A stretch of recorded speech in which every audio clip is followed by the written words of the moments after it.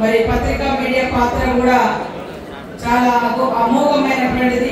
తెలంగాణ భావాన్ని వ్యాప్తి చేయడంలో పల్లె పల్లెలకు తీసుకెళ్లి ప్రతి గుండెను మరి భావంతో నింపి ఉద్యమంలో భాగస్వామ్యమయ్యే విధంగా కృషి చేసినటువంటి మా సోదరులందరికీ కూడా ఉద్యమాభినందనలు తెలియజేస్తా ఉన్నాను.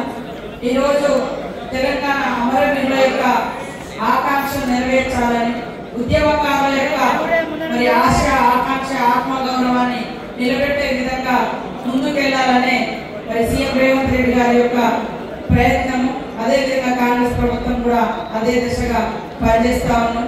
ఇంతకుముందు మరి అన్నలందరూ కూడా చెప్పడం జరిగింది, పార్లమెంట్ లో ఎంత పెద్ద ప్రక్రియ జరిగిందో ఇంత డీటెయిల్ గా నేను కూడా ఎప్పుడు వినలేదు.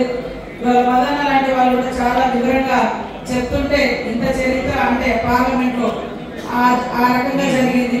మనం ఇక్కడ ఈ పోరాటంలో జరిగినటువంటిది మనకు తెలుసు, కానీ పార్లమెంట్ లోపల కూడా ఎంత తతంగం జరిగితే ఆ తల్లి ఈ తల్లుల యొక్క ఆవేదన, తెలంగాణ తల్లుల యొక్క ఆవేదన, తెలంగాణ యువత యొక్క ఆకాంక్ష నెరవేర్చడం కోసం రాజకీయాలు, పార్టీలు, ప్రాంతాలకు అతీతంగా మరి ఉద్యమ ఆకాంక్ష నెరవేర్చాలని సోనియా గాంధీ గారు మరి తెలంగాణ ప్రకటించడం జరిగింది.